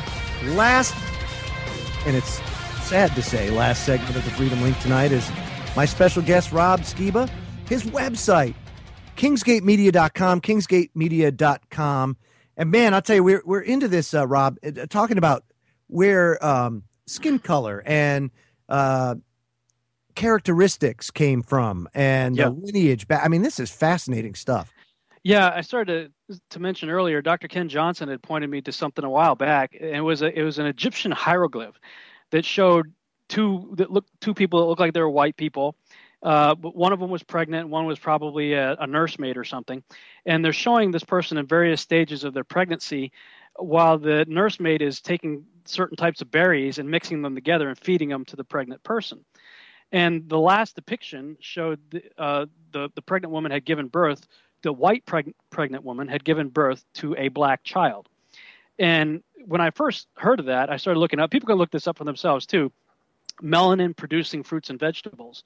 That there are, and if people want to have darker skin, carrots will do it, but you're going to turn orange. You're going to turn more oranges. But there are certain foods that will, in fact, I was talking with somebody this weekend that knew somebody who really took this to a limit of testing and actually changed their eye color as a result of just eating certain foods that had because it's the pigment that melanin causes the change in your pigment. So, and it just makes sense. If your people are settling on the equatorial regions, that God in his sovereignty and love and mercy and grace would put foods there that would naturally cause the body to increase its production of melanin so that you can survive. You put a Scotsman on the equatorial region and they're going to have a big problem, Sure.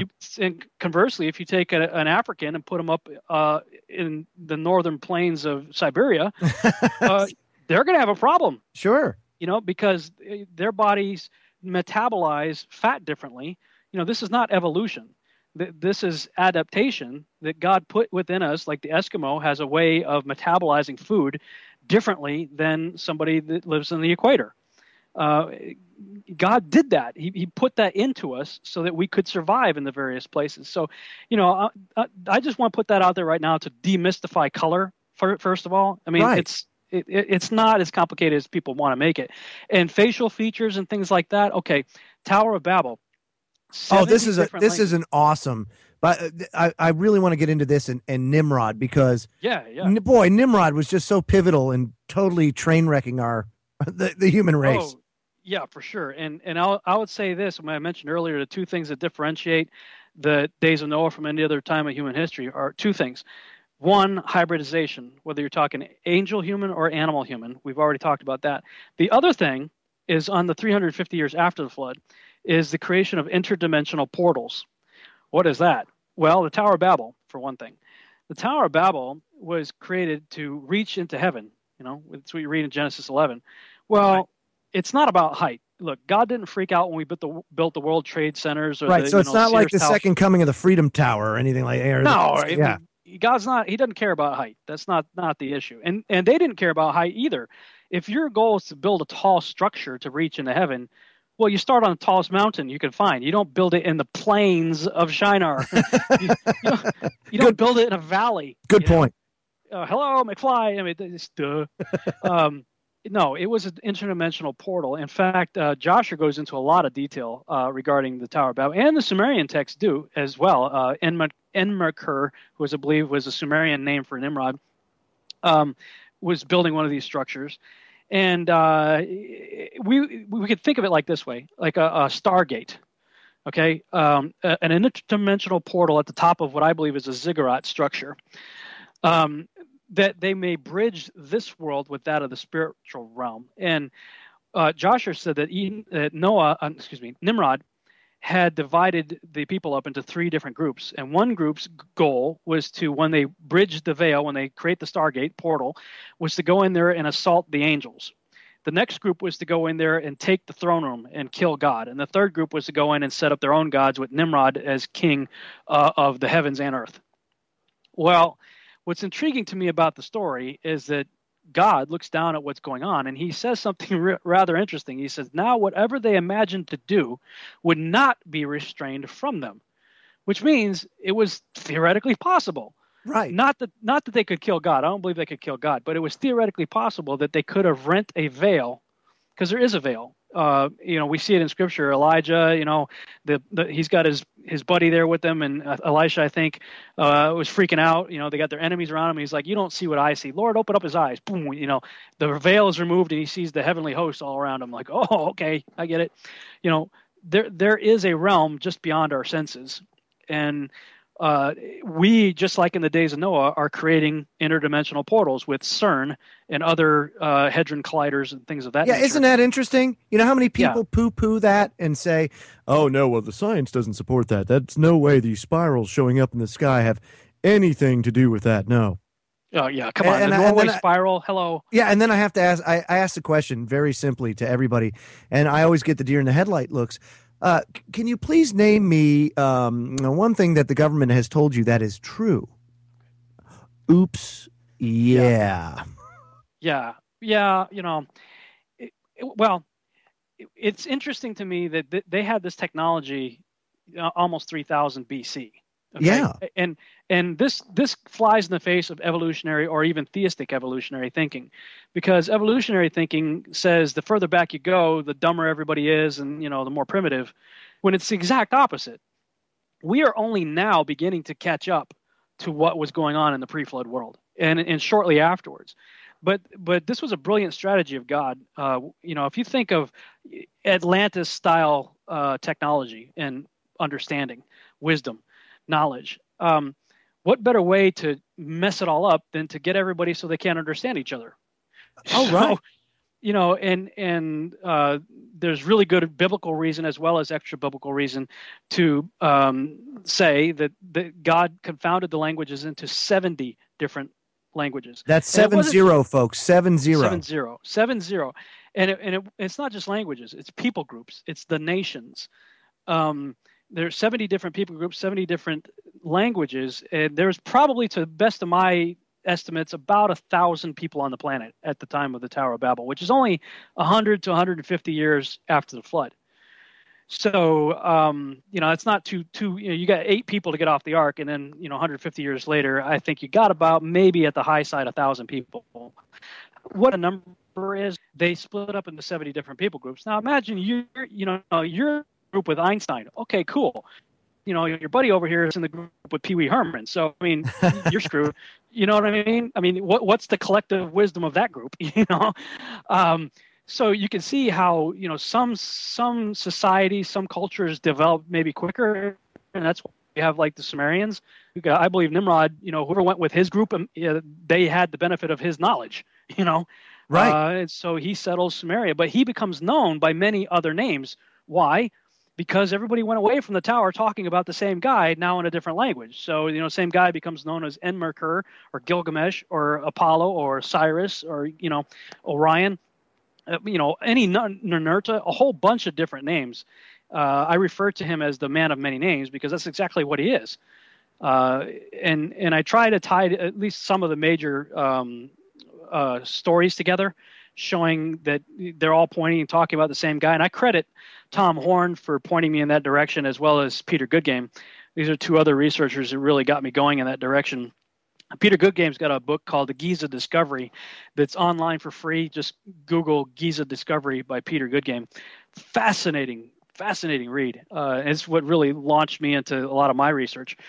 But I also want to demystify something here, and that's gigantism. Now, for whatever reason, we can think, well, angel mates with humans, sure, giants, that just makes sense. Well, in my thesis, that happened 1,200 years before the flood and has not happened since. Mm-hmm. God dealt with the root cause, and it's never happened again. The symptom had to be dealt with later, and he did so for the purpose of Joshua chapter 2. If you read Joshua chapter 2, Rahab gives a testimony. Man, we are all terrified of you guys. We heard what you guys did to the Egyptians and what your God did and what you did to Og of Bashan and Sihon and the Amorites. Ooh, man, we're all terrified of you and your God.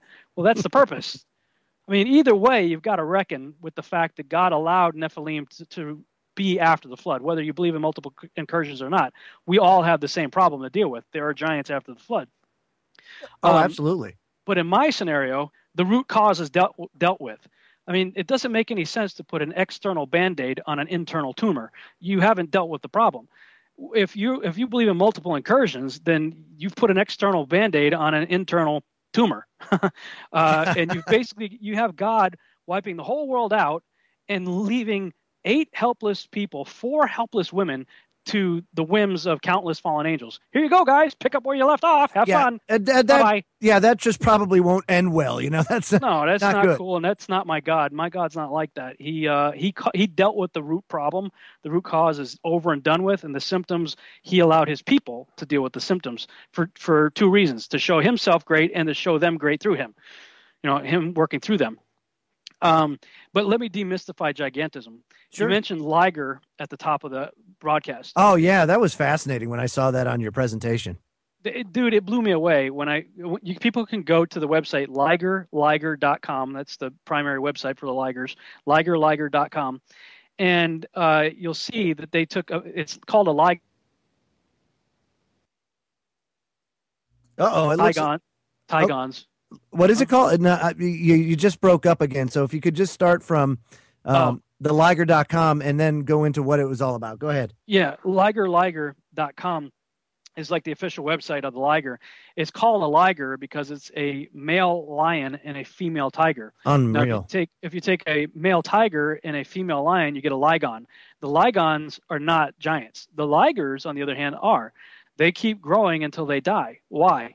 Well, they determined that it is the female lion that has the growth inhibitor gene that tells the lion when to stop growing. Female lion, and it's in the male tiger. So when you switch it and you get a male lion with a female tiger, neither one have the growth inhibitor gene. So they mate together and they produce an offspring that doesn't have, all it is an on and off switch, guys.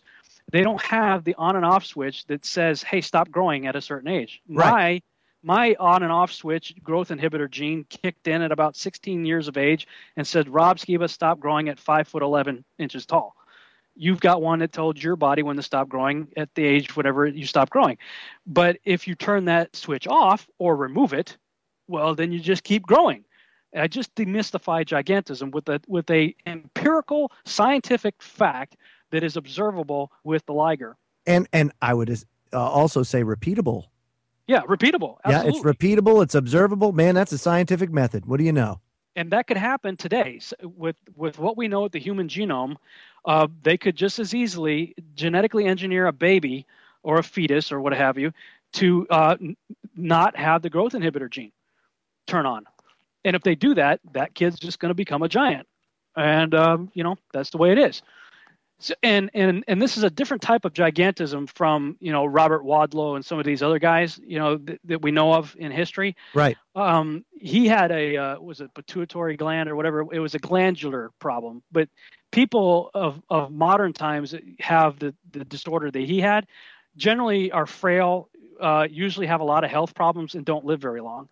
Whereas the giants of the Bible are, strong and warriors and, they live to long ages and, very powerful, strong as the oaks. So, we're not talking about glandular disorders. We're talking about not having a gene that said stop growing, Yeah. But there's also prophetic scriptures like Isaiah chapter 13. And you can read this in the King James and sort of get it, but I would encourage your listeners to go look up the Septuagint online, the English version of the Greek Septuagint, and read Isaiah 13. Because Isaiah 13 in the Septuagint talks about a world leader of some sort standing at a place in Babylon in front of a portal, a gate, if you will. Uh-huh. And it says, "Speak to the gate, ye ruler. Giants are coming to fulfill my wrath." It appears from Isaiah 13 that somebody opens up a portal and giants come from elsewhere, I would say probably Hades, and enter this realm. And it also talks about satyrs, goat humans, in Babylon, and monsters in Babylon in the last days. Wow, and isn't that interesting? Now, it gets real interesting, especially if you think of the Gog and Magog war. Standard eschatological models, last days people that study last days will say Gog and Magog is Russia and China. And they get all wigged out about the 200 million man army because China said they could field the 200 million man. Uh-huh. It's not Russia and it's not China. I talked about Gog and Magog earlier, the ramparts of Magog, China. Right. Gog and Magog are giants. Every year, to this day, since King John Lackland started it, the Lord Mayor Parade is every year in the UK. They march these two huge statues through the streets of the UK called Gog and Magog because they are giants. Well, I mean, if history and even current events with this parade are telling you that Gog and Magog are giants, then all of a sudden the Ezekiel 38 war takes a way different significance than Russia and China. We're talking about giants. Oh, right. No, and you brought up Babylon and in Isaiah 13, and I'm of the belief, at least based on my biblical research, that we live in modern day Babylon right now. I think the United States is about as Babylon as it gets, and isn't it interesting that on top of Mount Graham, which Lucifer. Yeah, the Lucifer telescope. The Roman Catholic Church decides, well, you know what? Mount Graham looks like a great place to go set up the largest telescope on the face of the earth. So more powerful than even the Hubble Space Telescope. And let's name it Lucifer. But according to the Apache Indians, it's one of 4 stargates. Yeah, it's a portal. It's a portal. So, okay. So when you say, portals, Babylon, and I look at the Roman Catholic Church, Arizona, Lucifer Telescope. Wow, it's like, gosh, man. I mean, this is crazy stuff. And by the way, I want to throw this out there too. Kev Baker just sent me a little message and said, "Hey, by the way, Gog and Magog are the patrons of the city of London." Yeah, I know. I know it. I know it's crazy. That's why and look, all of our presidents. Okay, I'm going to get on a soapbox here. If you're a Christian, your votes don't matter, people. Your votes don't mean a thing. All of our presidents, all 44 of them, are related not only to each other, but they're all related to King John Lackland, the signer of the Magna Carta, who's the guy who created the Lord Mayor Parade honoring Gog and Magog. Now, what would the statistical odds be if we supposedly have presidents of the people, for the people, by the people, like we were taught? Yeah. that all 44 of them would be related to each other, including Obama. He's related to both Dick Cheney and George Bush. Isn't that weird? Yeah, it's more than weird. It's nepotism. It's a plan. It's one big facade that we all play this game every year thinking our votes actually matter, when in fact all we're doing is signing our signature as an endorsement for Luciferians. And this is coming from a guy, look, I used to be very politically active, contributing to people, voted for George W. twice, thinking he was it, Now I'm like, oh my gosh, this guy is about as Luciferian as it come. But would you say, let me ask you this, would you say that it's almost a supernatural kind of nepotism and because it is. How do humans pull this off? You know what I mean? It's a bloodline. They are preserving a bloodline that actually goes all the way back to Nimrod. And it goes back to the Babylonian mystery schools, which is why, and the Egyptian mystery schools, Osiris, which is why all these guys are not only related to each other, but they're also part of secret societies. Skull and Bones, Freemasons, Rosicrucians, you name it. They all have affiliations with secret societies, and all the secret societies have rituals that trace directly back to Osiris Nimrod. Wow. So, at that point, you wake up and you realize, and look, I tell people all the time, I'll say it right now, don't believe a thing I say. Don't believe a thing I say. Everything I've said for the last hour and a half plus, don't believe me. Go look it up for yourself, because if I tell you, I'm just some crazy crackpot. But if you look it up for yourself and you discover it for yourself, you're going to go, oh my God, he's right. Everything I was taught was a lie.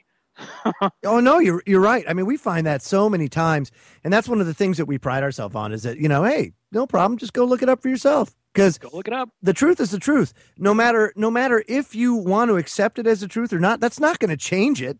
Right. Just because it is what it is. It is what it is.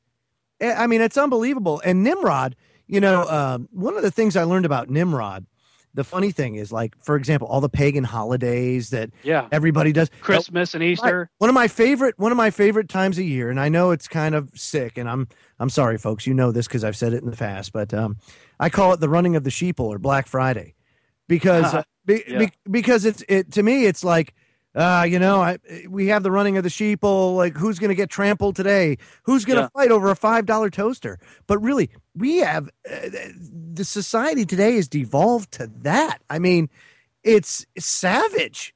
Oh, dude, you have Thanksgiving where you're thankful for everything you have, and then you go the next day and kill each other for Tickle Me Elmo. How does that make sense? Tickle Me Elmo. I know. Oh gosh. Right? No, you're absolutely right. I'm right there with you, Rob. I'm telling you, it's unbelievable.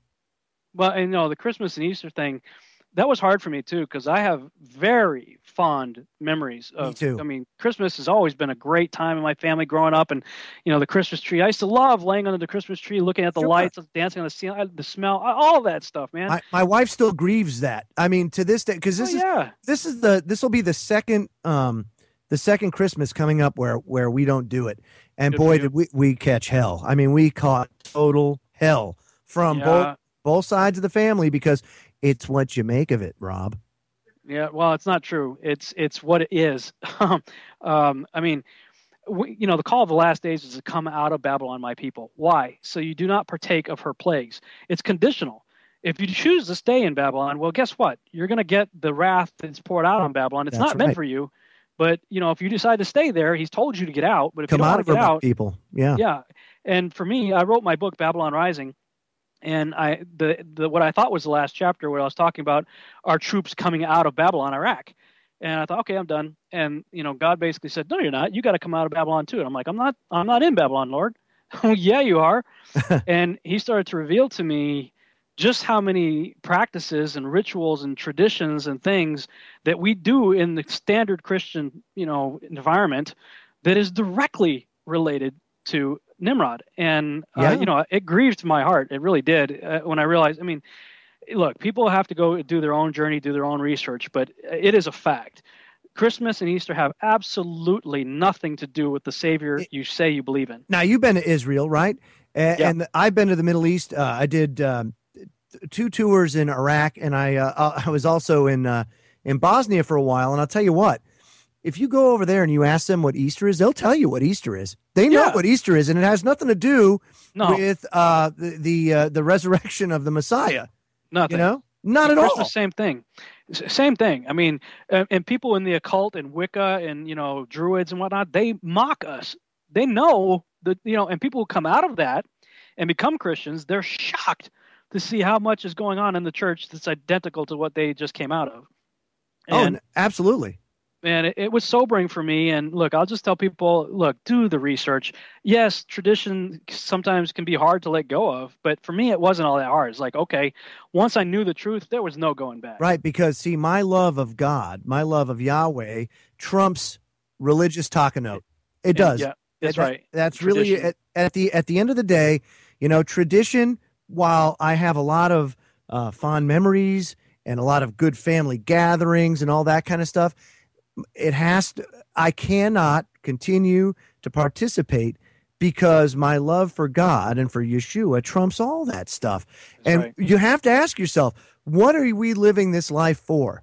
Are we living this life for? Did we come from a puddle of slime to become human beings just to die off into nothingness? Or are we living this life for something better?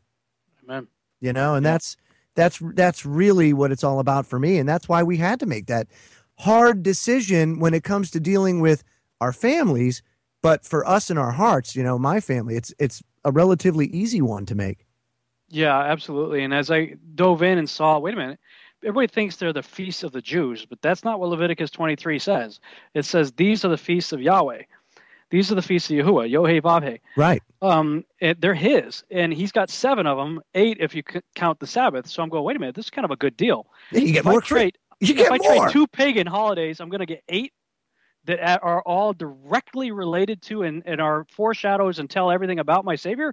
That's an easy switch. And we've been doing it for a couple of years. It's a blast, man. Sukkot is a lot of fun. It's a commandment. You want to get legalistic? It says have fun.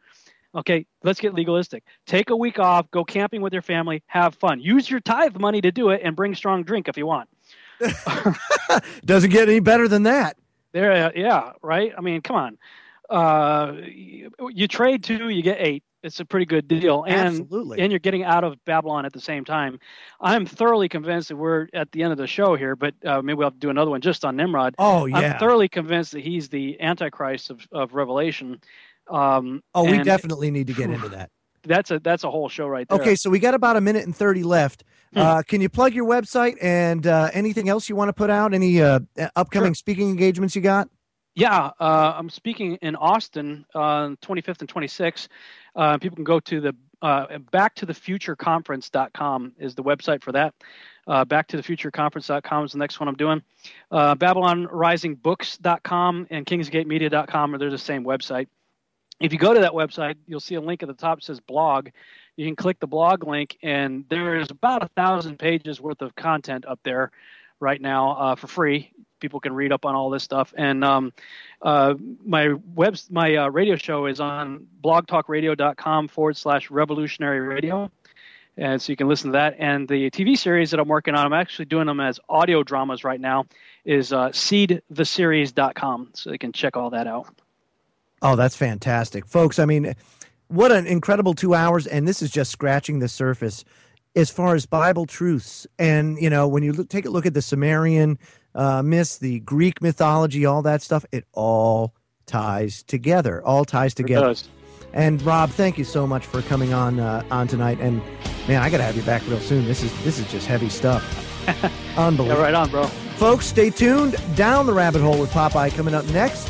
And I'll be with you again tomorrow night, 8 p.m. Eastern, 5 p.m. Pacific. Have a great night, everybody. God bless.